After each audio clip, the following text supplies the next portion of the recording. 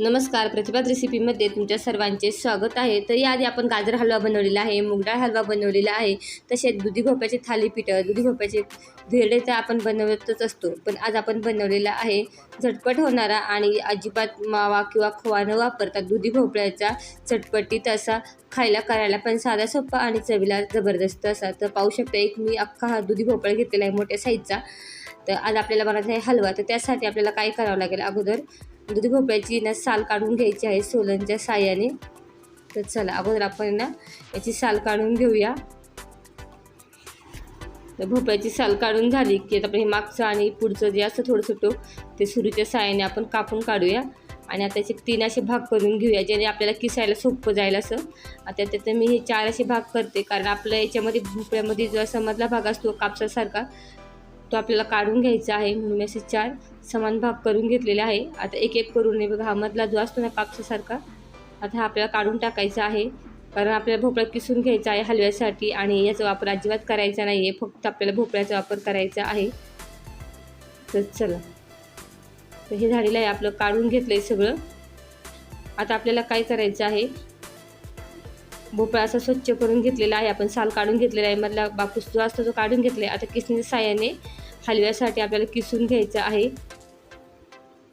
तर चला आता एक एक करून आपण किसून घेऊया। दुधी भोपळ्याची भाजी कशी बनवायची, हिरव्या मसाल्यातली असेल किंवा चण्याची डाळ म्हणजे लाल दुधी भोपळ्याची भाजी असेल, दुधी भोपळ्याचे थालीपीठ असेल किंवा दुधी भोपळ्याचे धिरडे कसे बनवायचे, अशा खूप साऱ्या दुधी भोपळ्याच्या रेसिपी आधी आपण पाहिलेल्या आहेत, त्याची लिंक मी डिस्क्रिप्शन बॉक्समध्ये देणार आहे, तुम्ही नक्की पहा। तर आज आपल्याला दुधी भोपळ्याचा हलवा जो बनवायचा आहे ना, अजिबात आपण खव्याचा वापर न करता फक्त दुधाचा वापर करून बनवणार आहोत, तरीही चवीला जबरदस्त होतो। तर चला एक एक करून आता भोपळा आपण किसून घेऊया। आता अगोदर आपण किसून घ्यायच्या अगोदर भोपळा धुवून घेतलेला नाही, आपण पूर्ण भोपळा किसून झाला की एकदा व्यवस्थित धुवून घेऊया। तर त्याआधी आपण काय करूया, भोपळा जो आहे ना किसून घेते मी। तर हे बघा आता आपला भोपळा जो आहे ना बऱ्यापैकी किसून झालेला आहे आणि एक अख्खा भोपळा घेतलेला होता, तो पाहू शकता किसून केवढासा झालेला आहे आणि हलवा केला तर अजूनच थोडासाच होईल। तर चला बघा हा झालेला आहे किसून। आता आपल्याला काय करायचं आहे, हा दुधी भोपळा जो आहे ना याच्यामध्ये टाकूया पाणी आणि स्वच्छ 2 ते 3 पाण्याने आता धुवून घ्यायचा आहे। धुवून घेतल्यामुळे काय होतं, दुधी भोपळा समजतच नाही की आपण जेव्हा हलवा बनवतो दुधी भोपळ्याचा, तो खाणाऱ्याला सुद्धा जाणवणार नाही की हा दुधी भोपळ्याचा हलवा आहे, कारण वाससुद्धा येणार नाही, काय नाही। आता कपड्याच्या साहाय्याने मी घट्ट पिळून घेतलेला आहे, अजिबात त्यामध्ये पाणी ठेवलेलं नाही आहे।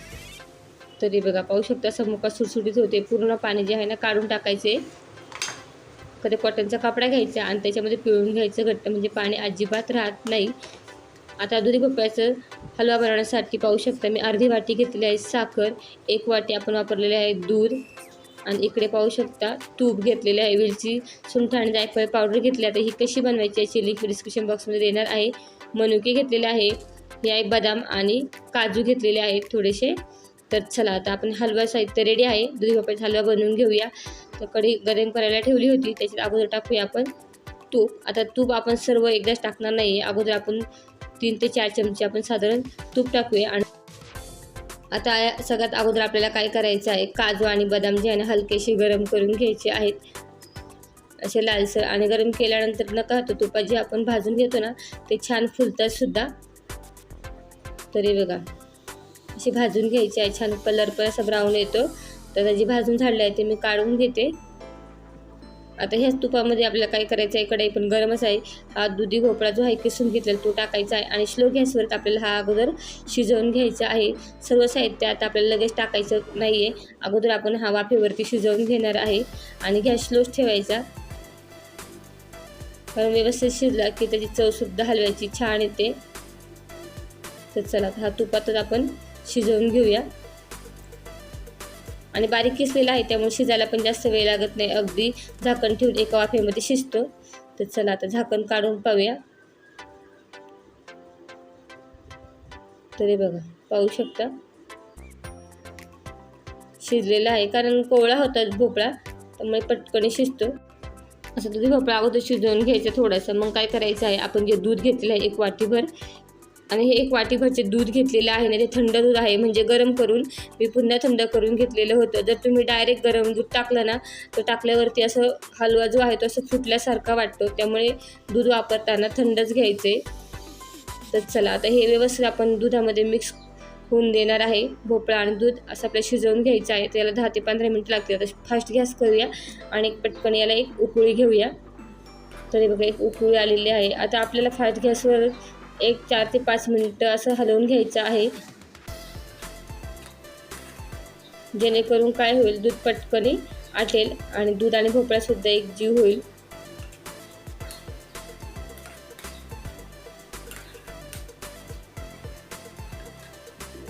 तर आता पाहू शकता बऱ्यापैकी दूध आटलेलं आहे. आता आपल्याला काय करायचं आहे, या स्टेपला याच्यामध्ये टाकायची आहे साखर. तर आता इथे साखरेचं प्रमाण तुम्ही कमी जास्त करू शकता. कुणाला गोड आवडतं, कुणाला कमी गोड आवडतं, त्यानुसार. तर थोडासा मिडियमच पाहिजे, म्हणजे खाताना सुद्धा हलवा जो आहे ना छान लागतो. कारण हलवा म्हटलं तर थोडासा गोड असला की जेवताना छान लागतो. तर मी टाकलेलं आहे साखर. आता हे पुन्हा आता साखर व्यवस्थित मिक्स करून घेऊया. आता जेव्हा आपण साखर टाकतो तेव्हा पुन्हा हलव्याला काय होतं, पाणी सुटतं. आता पुन्हा आपल्याला हे सुक्कं होतपर्यंत असं गरम करून म्हणजे मिक्स करून घ्यायचं आहे. आता 5 मिनिटं लागतील. आणि जसं हलवा बनत जातो तसं काय होतं, हलव्याचा कलर देखील चेंज व्हायला सुरुवात होते. तर पाहू शकता कलर तुम्ही.